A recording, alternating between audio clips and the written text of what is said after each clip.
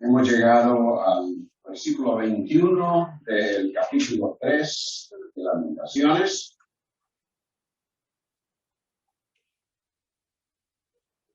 Leí de un maestro que al comienzo del ciclo escolar les informó, les dijo a sus alumnos que en ese tiempo tendrían que elaborar 3 reportes y que cada uno de ellos debería ser entregado en determinada fecha. Él les dio los detalles. Bueno, se llegó a la fecha del primero y faltaban 10 alumnos, 10 reportes. Cuando preguntó qué había sucedido, dónde están sus reportes, dijeron, oh maestro, ya ustedes saben, ¿verdad? Oh maestro,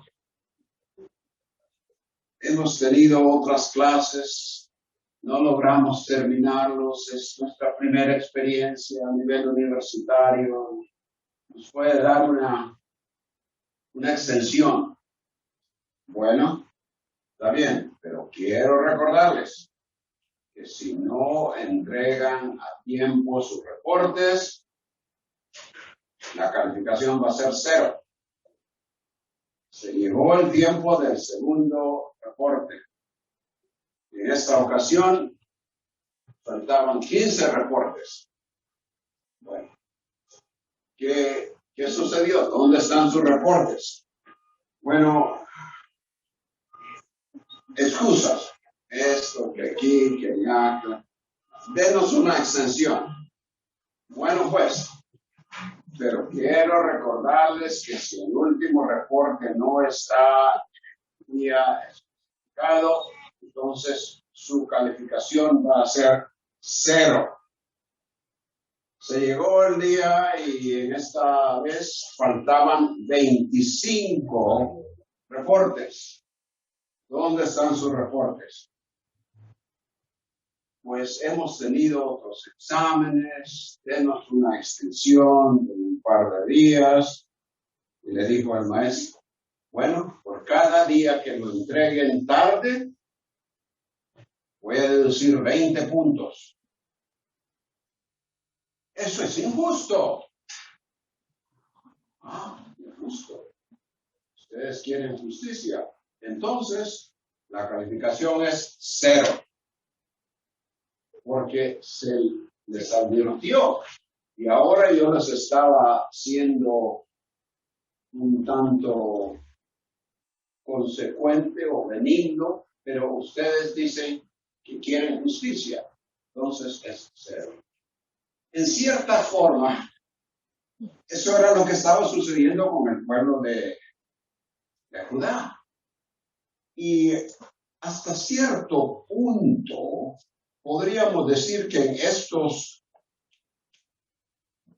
18, 19 versículos del capítulo 3, no de una forma abierta, pero el escritor, hablando de todo lo que él sentía que el Señor había sido con él, una fiera,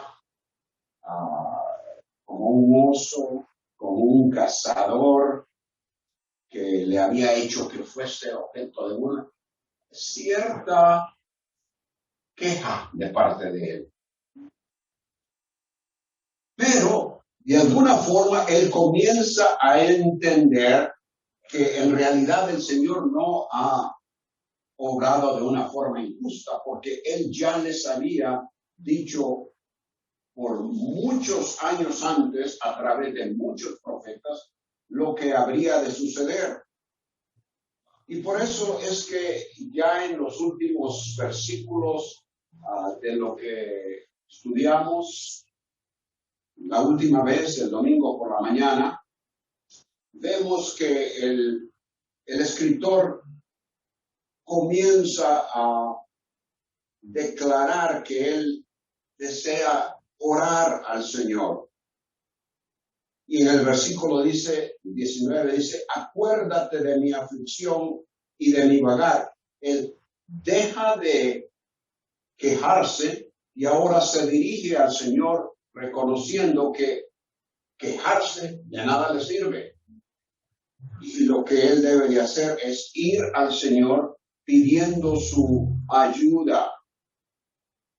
En los versículos 21 al 26 que tenemos para nuestra primera hora el día de hoy, tenemos como resumen, y ahí lo tienen ustedes en sus bosquejos, que el escritor de las Lamentaciones renueva su esperanza. Primeramente dijo que su esperanza había desaparecido, pero ahora, teniendo esa oportunidad, reconociendo que él puede ir al Señor en oración, el escritor renueva su esperanza, considerando que misericordiosamente Dios no los destruyó totalmente. El Señor expresó misericordia, pudo haberlos destruido totalmente, pero no lo hizo. Que su bondad permanece, algo que ellos experimentan a diario, y que de esa forma el Señor demuestra su fidelidad. Eso le convence que en el Señor, en Jehová, en Yahweh, el Dios de Israel, hay suficiencia para todo, que se debe esperar en él, pues con bondad él responde a quien le busca, como él llegó a hacerlo, es decir, el escritor. Él responde a quien le busca y en silencio le espera. Bueno, la aplicación para nosotros. Permanecer vivos día a día, al levantarnos, al poder salir de la cama, poder caminar, poder ir a desayunar y luego involucrarnos en todas las actividades diarias, aunque lo hagamos tal vez cojeando o con cierto dolor en alguna otra parte del cuerpo. Permanecer vivos nos demuestra la misericordia de Dios. Entonces, reflexionando en su bondad, fidelidad y suficiencia, con confianza esperemos en Él, ya que Él responde bondadosamente a los que en su misión le buscan. En primer lugar, en el desarrollo del bosque, renovemos nuestra esperanza en el Señor al reflexionar en su misericordia. Esos versículos, particularmente los versículos, el versículo 22 y 23, que son posiblemente los versículos mejor conocidos de este libro de Lamentaciones. Por la traducción, ustedes van a encontrar que la Biblia de las Américas tiene quizás una cosa un poquito diferente de la de Reina Valera, o aún diferente de la Reina Valera actualizada. No sé cuántos de ustedes conocen la Reina Valera actualizada, que creo que ha hecho algunas mejoras en cuanto a la traducción de la Reina Valera del 60, que es lo que más se usa. Pero les animo a que si quieren quedarse con la Reina Valera, quizás la actualizada sea de beneficio. Pero en todo caso, las dificultades en traducción y el hecho de que cuando los escritores, en este caso el escritor de Lamentaciones, no se usaban puntos, punto y coma, punto y aparte, o comas, sino que todo era seguido. Muchas veces uno se pregunta, bueno, ¿hasta dónde termina este pensamiento y dónde comienza el otro? Y eso es parte de lo que quizás ustedes van a observar en la forma en que traducimos este versículo. Pero en el versículo 21, el escritor dice, esto traigo a mi corazón. ¿Se acuerdan lo que hemos mencionado? Que el corazón en la Biblia, particularmente en el Antiguo Testamento, tiene que ver con los pensamientos mayormente. El proceso mental, los planes. Y al decir esto traigo a mi corazón, él está indicando que ha llegado a su mente, y obviamente el sentir interno juega parte, tiene un papel en todo esto, pero ha llegado a mi mente, he comenzado a meditar, he comenzado a reflexionar algo. No lo dice de inmediato qué es lo que él ha comenzado a reflexionar. Y luego la segunda parte, la segunda línea dice, no me gusta la traducción de la Biblia de las Américas en este caso. Ahí creo que Reina Valera nos ayuda mejor. Literalmente dice, por tanto, esto traigo a mi corazón. En esto he comenzado a reflexionar, a pensar, a meditar. Y luego, como entre paréntesis, por tanto, tengo esperanza. La última parte, bueno, en realidad, por tanto, tengo esperanza. Literalmente es, por tanto, esperaré. Esto traigo a mi corazón, por tanto esperaré. Pero hasta este momento no nos ha dicho qué es lo que ha venido a su mente. Y lo dice en la primera parte del versículo 22. Una vez más, recuerden, cuando el texto bíblico se escribió, no habían versículos. No habían versículos. De manera que esto es prácticamente parte del versículo 21. Las misericordias del Señor. ¿Cuál es la primera palabra que tienen en Reina Valera en ese versículo 22?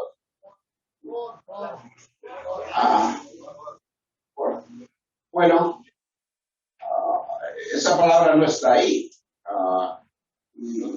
Por la dificultad de entender, entonces los traductores lo ponen de una forma, otros lo ponen de otra. Pero literalmente dice sencillamente las misericordias del Señor. Y lo que está sucediendo aquí es que las misericordias del Señor completan lo que dijo al principio del versículo 21. Esto traigo a mi corazón, las misericordias del Señor. De manera que lo que está en medio, la línea de en medio, por tanto, esperaré. Es como un paréntesis. Esto traigo a mi corazón, las misericordias del Señor. Y lo que aquí tenemos entonces es que en medio de la destrucción, en medio de la muerte, el exilio, hambre, todas las dificultades por las cuales ellos han pasado, incluyendo la burla de la cual hablábamos y vimos el domingo, de la cual él había sido objeto, la oposición aún de sus propios compatriotas. En medio de todo eso, con el desaliento que le había entrado, después de expresar lamento y desánimo, ahora él recapacita y reexamina, podríamos decir, todas las circunstancias en las que se encontraban él y el resto de los sobrevivientes que habían quedado en Jerusalén y en Judá. Y eso lo hace a la luz de la persona de Dios. En esos primeros 18, 19 versículos, él está pensando mayormente en cómo me ha afectado a mí esto. Esto es lo que siento. Como que un oso me persigue, como que un cazador le quiere tirar la flecha. Todo en términos de lo que él sintió. Pero ahora él comienza a pensar en la persona de Dios. Y eso le hace recapacitar. Esto traigo a mi corazón. Las misericordias del Señor. Me doy cuenta, entiendo, reconozco que el Señor es misericordioso y que Él ha demostrado esto a través de toda la historia del pueblo que él había llamado para sí. Y esas misericordias, bueno, la palabra misericordia es una que tiene que ver con la idea de una disposición de buena voluntad que conduce a demostrarla con una actitud favorable en beneficio de la persona a quien se le ha extendido esa misericordia. Y lo encontramos, no tenemos tiempo para leer varios versículos, pero lo encontramos en varios, como por ejemplo a Génesis 20, 13, Ruth 1, 8, Segundo de Samuel 2, 5 y tantos otros más. En el caso de la misericordia de Dios, Él la demuestra a como una expresión de su amor. Rápidamente aquí, un poquito para atrás, en Jeremías 31, que es un capítulo importantísimo porque nos habla del nuevo pacto que el Señor promete a Israel. Jeremías 31, versículo 3, leemos. Desde lejos el Señor se le apareció diciendo, hablándole a Jeremías, con amor eterno te he amado, por eso te he atraído, ¿con qué? Con misericordia. Él expresa su misericordia. La misericordia es una expresión de su amor. El hecho de que Él trata a Israel y nos trata a nosotros con misericordia es por su amor hacia su pueblo Israel en la antigüedad y hacia nosotros hoy día. Quizás vinieron a la mente del escritor palabras por medio del profeta Isaías. Isaías 54, 8. En un acceso de ira escondí mi rostro, dice el Señor, por un momento, pero con misericordia eterna tendré compasión de ti, dice Yahweh, tu Redentor. Porque los montes serán quitados y las colinas temblarán, pero mi misericordia no se apartará de ti y el pacto de mi paz no será quebrantado. Y así otros pasajes.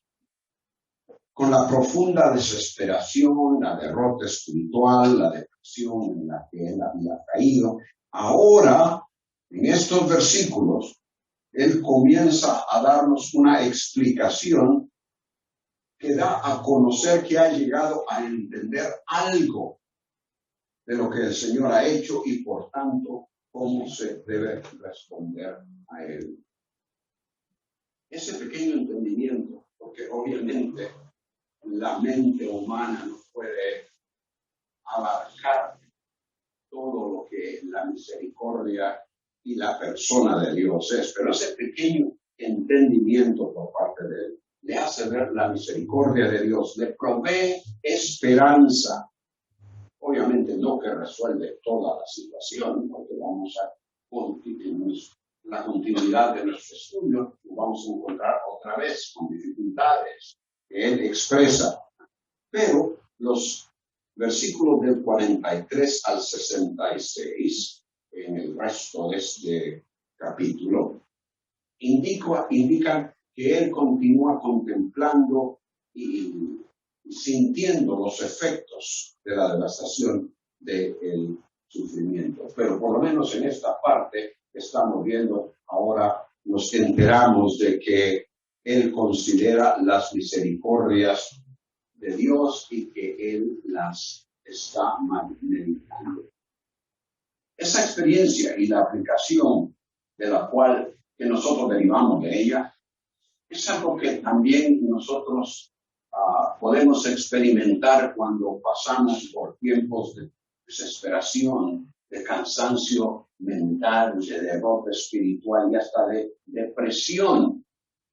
Pero aquí tenemos,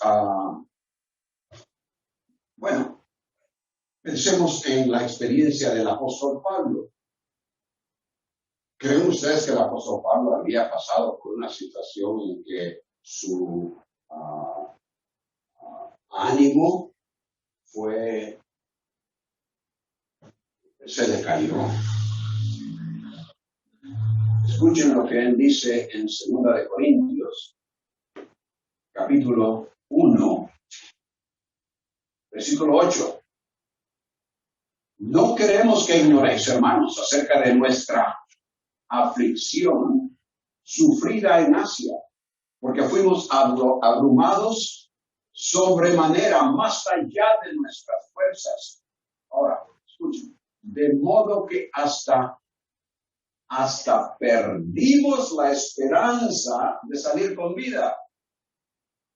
No sé por cuánto tiempo duró eso en la experiencia de Pablo, pero hubo un momento en el cual la persecución, el acoso, las acechanzas de los que se oponían al ministerio que él realizaba y los que estaban con él realizaban, no estaba seguro si iba a poder salir con vida de ahí. De hecho, dentro de nosotros mismos ya teníamos la sentencia de muerte, a fin de que no confiáramos en nosotros mismos, sino en Dios que resucita a los muertos.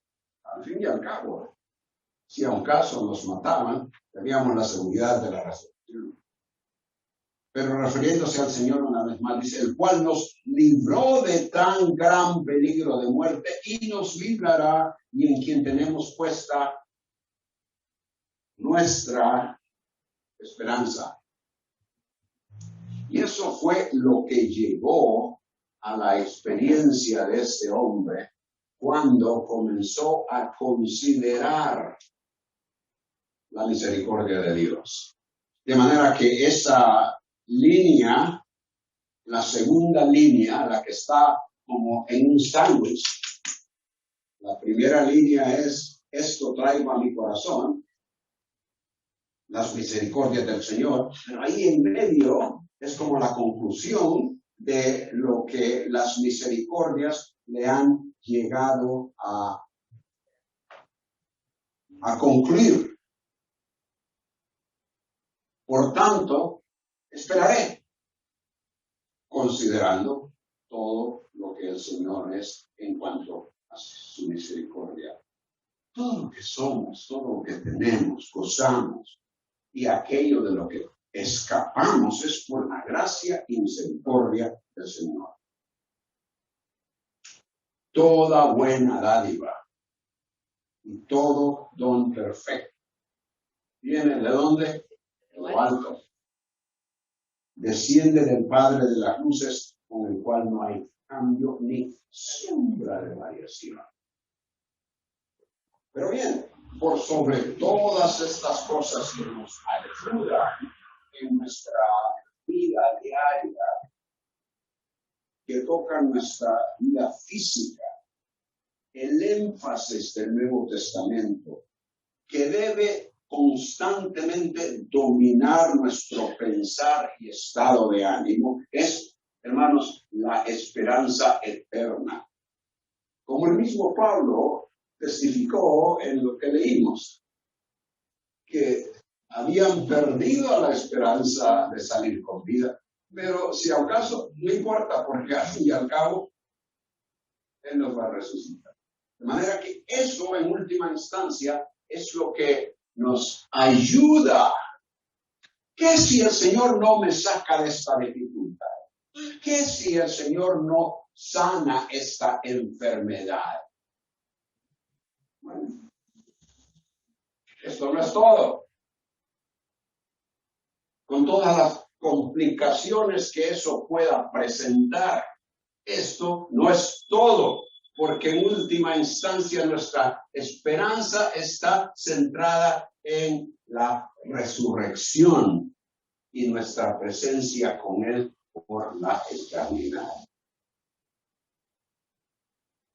Pero al fin y al cabo, es así como a diario, considerando, pensando, meditando en lo que la misericordia del Señor es, eso nos ayuda a renovar nuestra esperanza en el Señor cuando reflexionamos en su misericordia. En segundo lugar, en los versículos, creo que no hemos llegado a la segunda parte del versículo 22. Vamos a ver esto. Pero el segundo punto que quiero mencionar es: renovemos nuestra esperanza en el Señor al reflexionar no solo en su misericordia, sino en su inagotable compasión y fidelidad. Y esto es lo que él explica en la segunda parte, la segunda línea ya del versículo 22. Esto traigo a mis, regresando al 21, esto traigo a mi corazón, por tanto esperaré las misericordias del Señor. Y ahora noten, creo que Reina Valera tiene ahí un porqué. ¿Tienes un porqué? ¿Por qué? Okay. Correcto. Está bien. Porque ahora hay dos razones por las cuales él ha experimentado la realidad de las misericordias del Señor. Porque jamás terminan, dice la Biblia de las Américas. Pero ahí, una vez más, Reina Valera creo que nos ayuda mejor. Porque dice algo como, porque no hemos sido terminados. Y en esos momentos, para él y el resto de los que ahí estaban sobreviviendo en Jerusalén, eso era lo que podríamos decir, era la mayor evidencia de la misericordia del Señor, porque no hemos sido terminados. Estamos vivos todavía. Es cierto que muchos otros murieron. Es cierto que muchos otros están a punto de morir porque tienen hambre y no tienen que comer. Es cierto que algunos no van a llegar al día de mañana. Pero con todo eso, ellos, los que todavía estaban allí en Jerusalén, podían pensar también en el hecho de que muchos habían ido cautivos a Babilonia y estaban vivos. Y ellos representaban el futuro de la nación. De manera que Israel, Judá, no estaba terminada. Todavía había un remanente. Y eso era para ellos, obviamente, ciertamente para el escritor, la evidencia quizás mayor en esos momentos, con la amenaza continua de muerte. Esa era la evidencia mayor de la misericordia del Señor. Las misericordias del Señor. Porque no hemos terminado. Y en segundo lugar, porque la segunda razón, no se han, literalmente, no se han completado, o quizás mejor aún, no se han agotado sus compasiones. Interesante, no se han completado. En otras palabras, es como que hay un recipiente y el recipiente lo llenamos de agua o de jugo, lo que sea, y está hasta aquí. Pero no se ha completado. Hay todavía hasta el tope. O, digámoslo de otra forma, tenemos este recipiente lleno. Comenzamos a repartir el agua o el jugo o lo que sea. Y llegamos y todavía tenemos. No se han terminado, no se ha agotado. Y esa es la idea. Las misericordias, las compasiones literalmente del Señor no se han agotado. Literalmente no se han completado. Y la próxima línea lo explica aún más. Son nuevas cada mañana. El Señor fue tan misericordioso para mí hoy. Y a ver más para mañana. No hay lugar a duda que sí, Él tendrá más para nosotros. Él tendrá más para aquellos que le buscan y que se someten a Él. Y todo eso vino al corazón, a la mente de este hombre, de este escritor, cuando comenzó a meditar sobre la persona de Dios y la forma en que Él actúa hacia los suyos. La palabra compasión, allí en este versículo, dice, en la en la Biblia samánica dice, nunca fallan sus bondades. Literalmente, creo mejor, compasiones. Esa palabra compasión es muy interesante porque se relaciona con el amor profundo de un superior a un inferior. Como en el caso de Dios con Israel, Dios con nosotros. O de alguien hacia el desamparado o indefenso. Salmo 103:13. Vemos ambos casos, de un superior a un inferior y también de alguien hacia uno que está desamparado o indefenso. Dice, como un padre se compadece de sus hijos, así se compadece Yahweh de los que le temen. Y otra cosa aún más interesante de esta palabra es que se relaciona con la matriz, con el útero, en el que la madre lleva al hijo en su embarazo. Por lo que la palabra compasión incluye ese amor maternal que le conmueve a demostrar constante cuidado y favor. El primer libro de Reyes, capítulo 3, versículo 26. Leemos. Primero Reyes 3:26. Entonces la mujer de quien era el hijo vivo, ustedes se acuerdan de la historia de las dos que vinieron a discutir, diciendo, no, este es mi hijo, no, el otro es mío, porque uno estaba muerto, que había sucedido en la noche, y Salomón tenía que decidir de quién era el hijo. Entonces la mujer de quien era el hijo vivo habló al rey, y luego dice, porque sus entrañas, literalmente, creo que algunas versiones traducen sus compasiones, pero la palabra ahí es sus entrañas, fueron conmovidas por su hijo. Y dijo, Señor mío, dad a el niño vivo y no lo matéis. Mas la otra dijo, ni a mí ni a ti, partidlo. Bueno, inmediatamente sabía de quién era. Pero, ¿qué fue lo que movió a esta mujer a que preferiblemente dar el hijo a aquella mujer que vino muerto?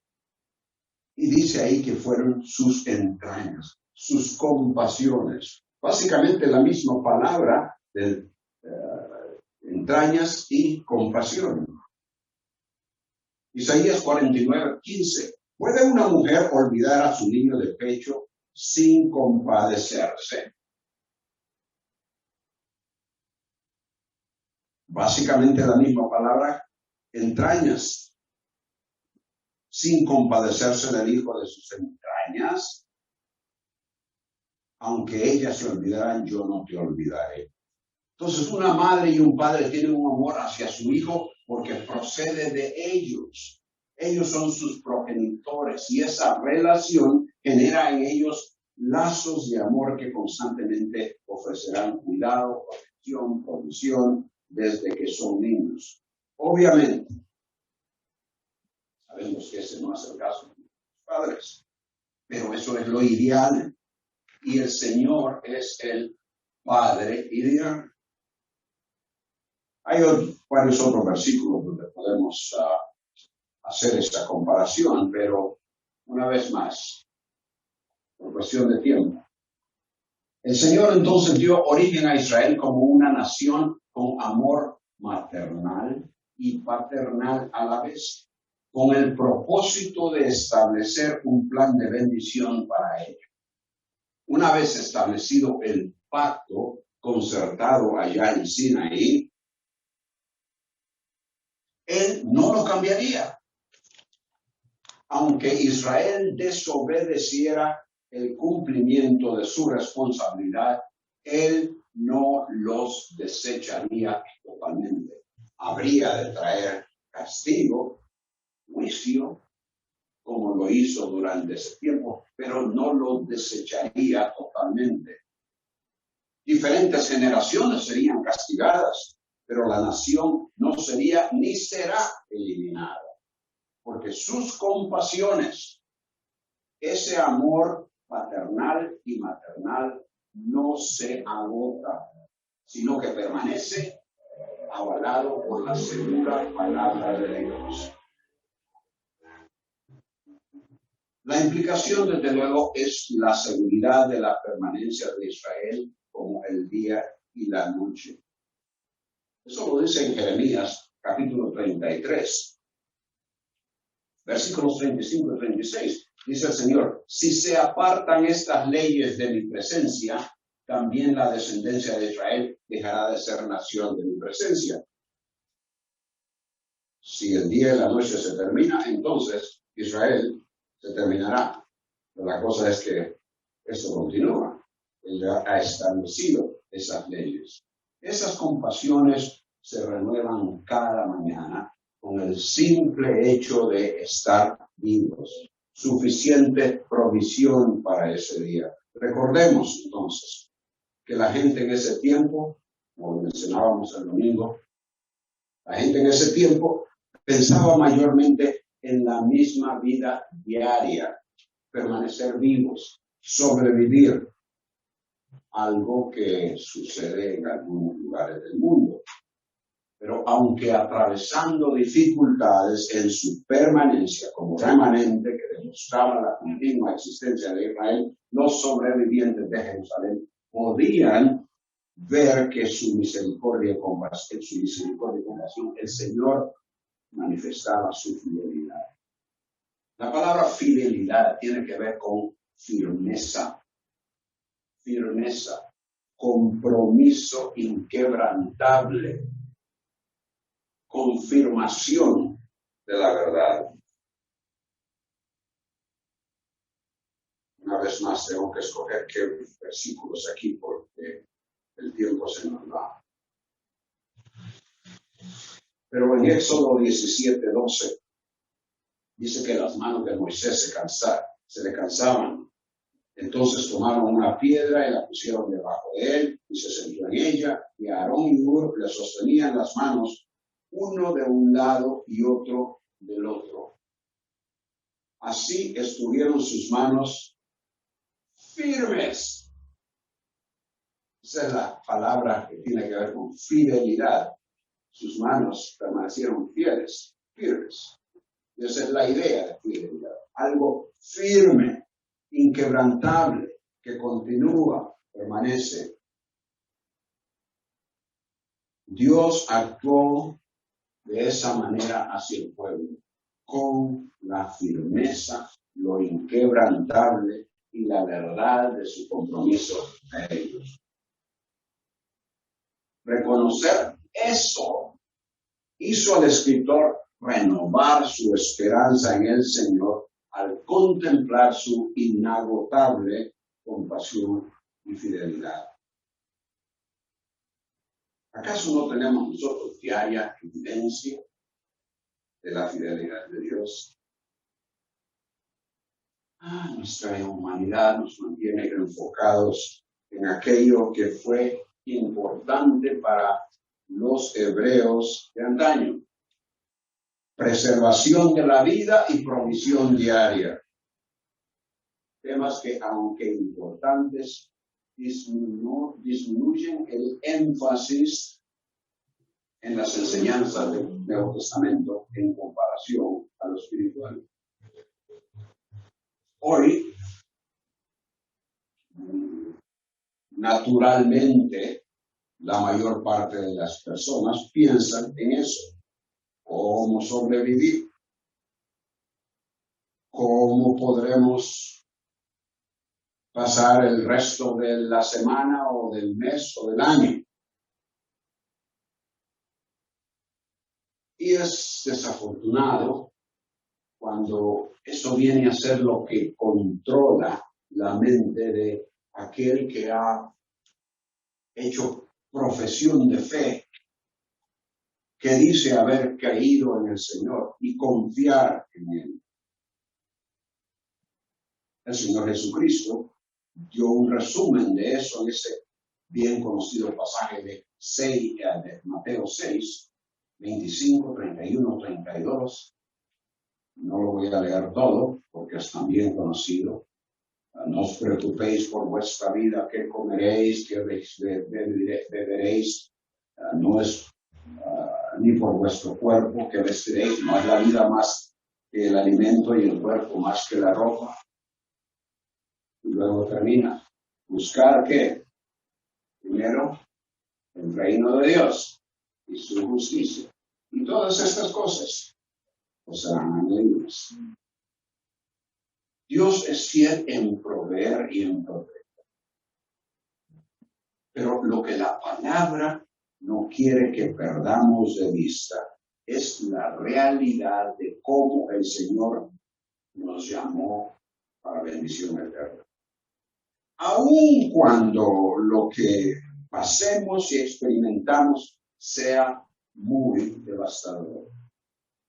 Fiel es Dios, 1 Corintios 1:9, por medio de quien fuisteis llamados a la comunión con su Hijo Jesucristo, Señor nuestro. 1 Corintios 10:13, fiel es Dios. Ustedes conocen el resto de ese versículo: que no os permitirá entre vosotros seáis tentados más de lo que podéis aguantar y inconveniente. Primera de Tesalonicenses 5, 23 y 24, que el mismo Dios de paz os santifique por completo. Y en el 24 dice: fiel es el que os llama, quien también lo hará. De Tesalonicenses 3:3, fiel es el Señor, quien nos fortalecerá y protegerá del maligno. Renovemos nuestra esperanza en el Señor al reflexionar en su misericordia. Renovemos nuestra esperanza en el Señor al reflexionar en su inagotable compasión y fidelidad. En tercer lugar, renovemos nuestra esperanza en el Señor al confiadamente reflexionar en su suficiencia para la vida. Versículo 24. Yahweh es mi porción. Y luego, como entre paréntesis, dice mi alma. Es decir, mi alma dice: el Señor es mi porción. Y una vez más noten: por eso en Él espero. La palabra porción se refiere a algo que se asigna a alguien. Es parte de una división. Algo se divida y esta es tu parte. Esto es lo que a ti te toca. Lo que se tiene en común a manera de participación. Cada quien tiene su parte, participando de cierta, un todo. Números 26-53. La tierra se dividirá entre estos por heredad según el número de nombres. Esa es la idea de porción. Génesis 14:20. Y lo tenemos bien claro. Abraham, después de haber librado a Lot y también haber recuperado las cosas de otros ahí, le dicen, bueno, toma lo que quieras. Y él dice, nada tomaré, excepto lo que los jóvenes han comido y la parte de los hombres que fueron conmigo. Ellos tomarán su parte, su porción, lo que les corresponde, lo que les es asignado. Y así se usa esa palabra. Entonces, porción es lo que se recibe como asignado y que viene a ser propio. Esa es mi parte. Eso es lo que me ha sido asignado. Y en muchas ocasiones tiene que ver con el sostén, la comida, la posesión, la propiedad o la riqueza, como la idea de la tierra para Israel. Esa participación del Señor con su pueblo y ellos con Él les hace porción mutua. La porción de Israel es el Señor. La porción del Señor es Israel. Es una participación mutua, un sentido de pertenencia, de comunidad entre ambos. En el caso de los sacerdotes, muy interesante porque los sacerdotes descendientes de Aarón no tendrían una porción de tierra asignada.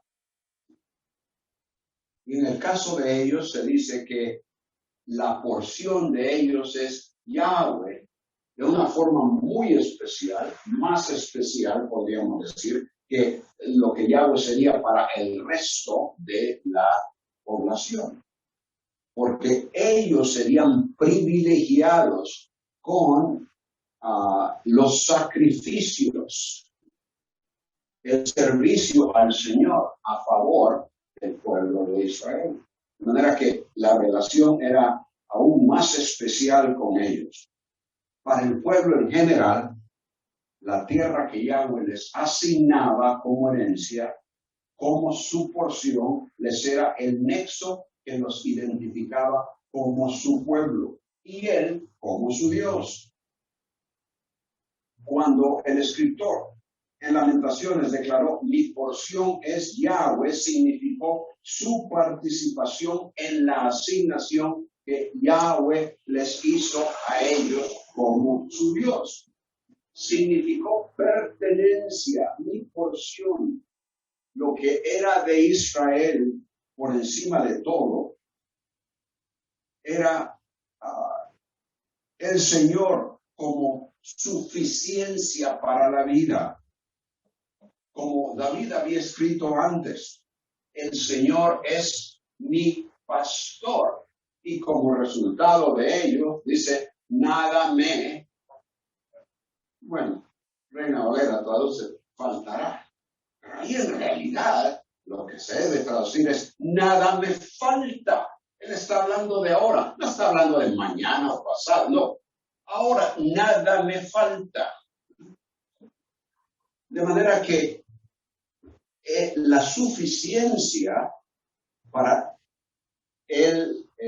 para Israel en general, para Judá en ese contexto y luego específicamente para el escritor, su porción, su suficiencia era el Señor.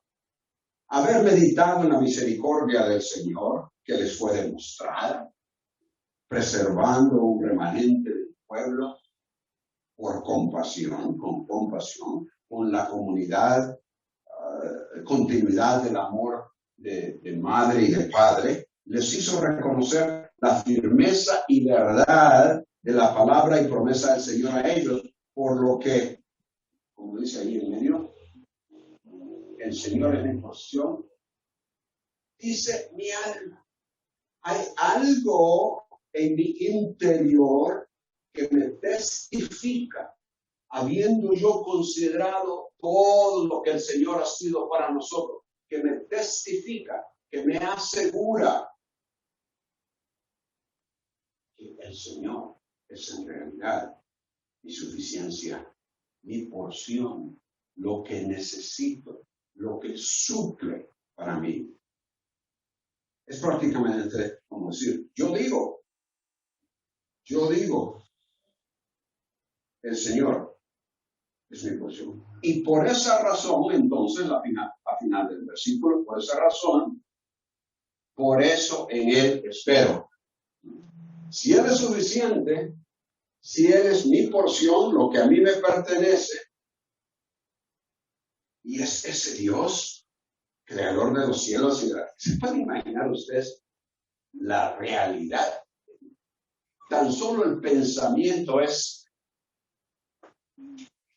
nos deja la mente, pero llena,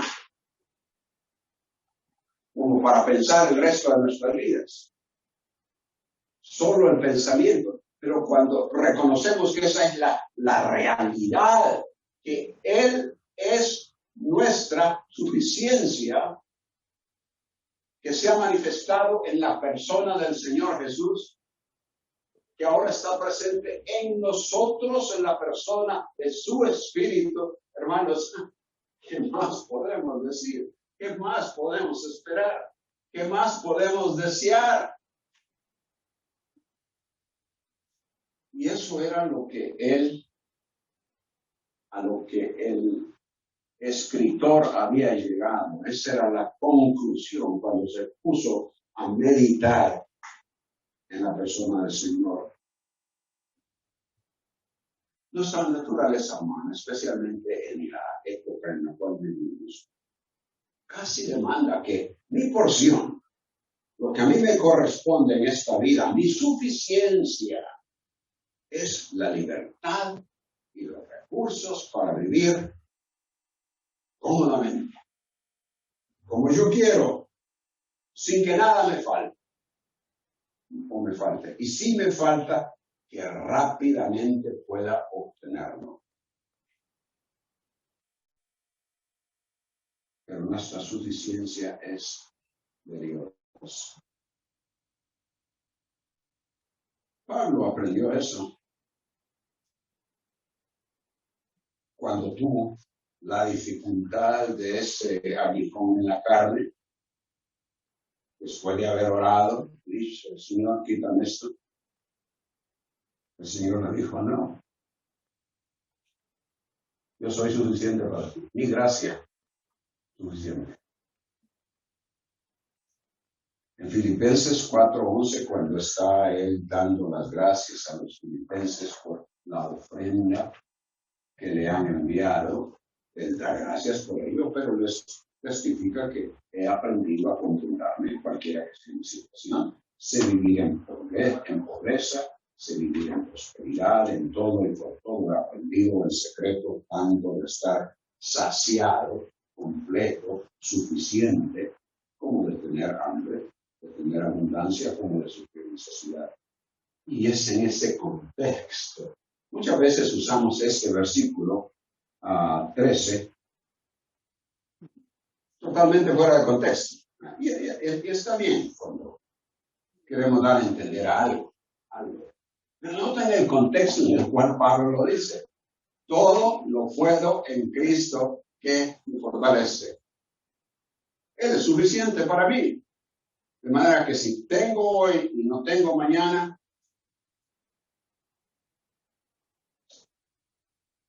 Él me ayuda. Él es suficiente. Todo lo puedo en Él.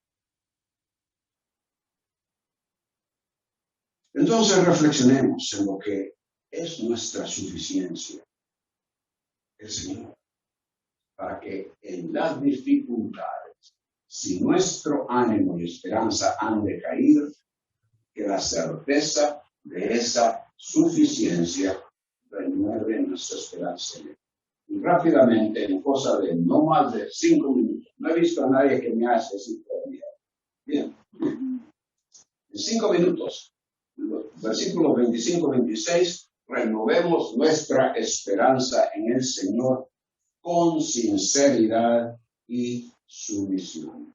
Noten ustedes cómo comienza este versículo 25. Bueno es el Señor. En general podemos decir, eso es cierto, el Señor es bueno, pero noten cómo lo particulariza este texto.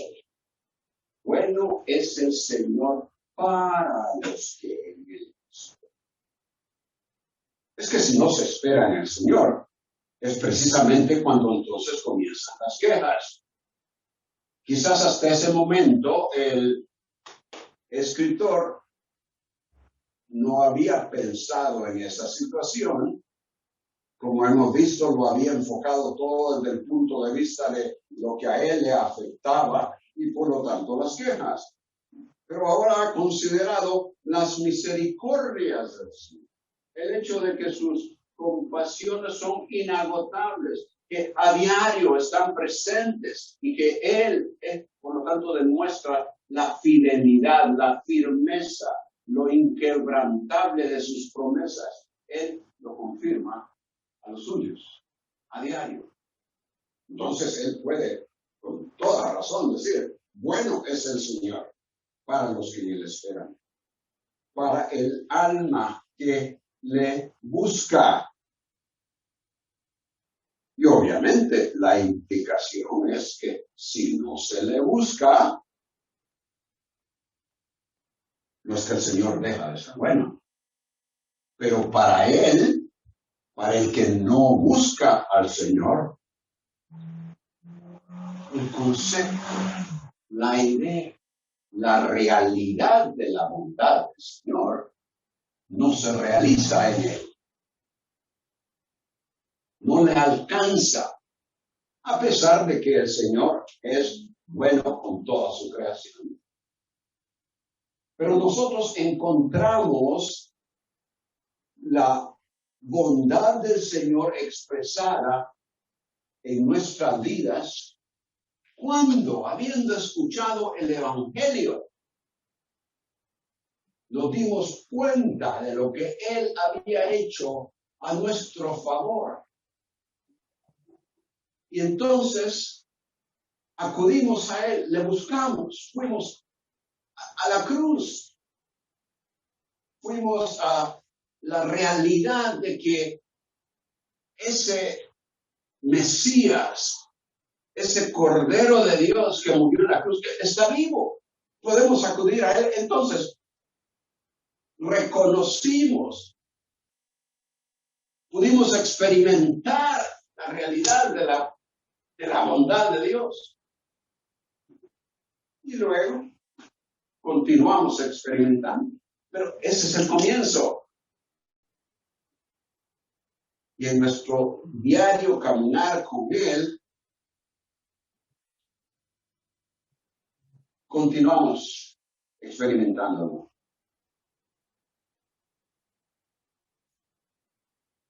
Pero, ¿qué lección para sí mismo, para el escritor? Lo que dice el versículo 26. Bueno es esperar. ¿Cómo? En silencio. La salvación del Señor. Hasta este momento, el escritor no había llegado ahí. Ahora sí, ¿no? Y lo reconoce. Pero tanto para los sobrevivientes que ahí estaban con él, como él mismo,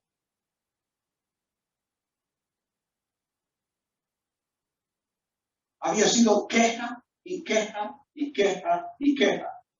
Como usted y yo, cuando las cosas no salen bien, cuando las cosas no nos favorecen, cuando me enfermo y no me curo rápido, o cuando el hijo o la hija o el familiar, la esposa, el esposo están enfermos o algo sucede. Entonces, nos quejamos. Y el escritor llegó al convencimiento de que todo eso nada servía, sino que más bien, bueno es esperar en silencio, sin quejarse. ¿Qué? Esperar la salvación del Señor. Salvación en la Biblia no todo el tiempo significa lo que por lo general significa para nosotros cuando hoy conversamos acerca de la salvación. Estamos pensando en términos de la salvación eterna por lo que Cristo ha provisto para nosotros. Pero salvación muchas veces no significa eso, como en este caso. Salvación para ellos en este momento será la liberación de todas las dificultades en las que estaban.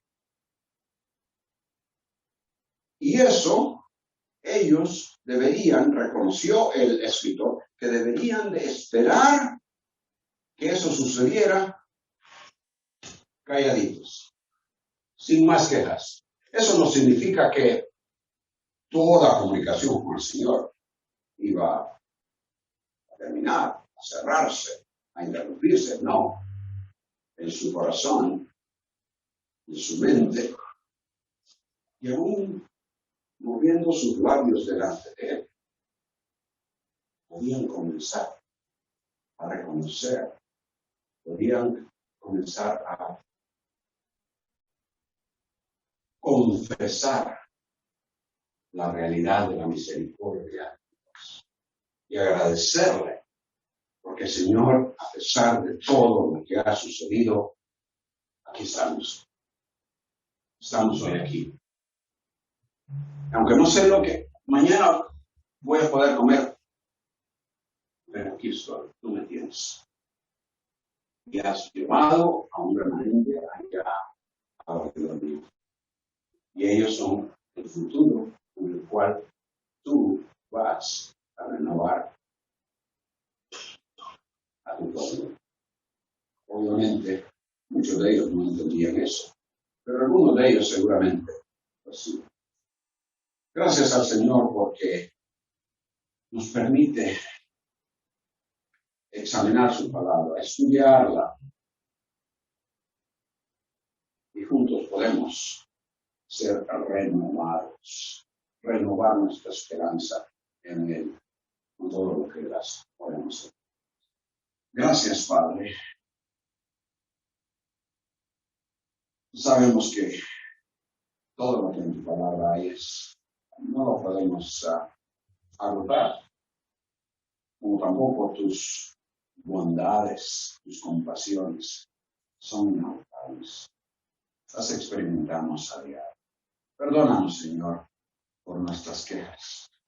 Perdónanos que, aunque quizás algunas veces no las expresemos verbalmente, hay cierta inconformidad en el corazón, en la mente. Perdónanos, Padre. Permite que nos concentremos en tu persona, en todo lo que tú eres, en lo que has hecho en Cristo a nosotros y en lo que haces a diario con tu misericordia. Por Cristo Jesús. Amén.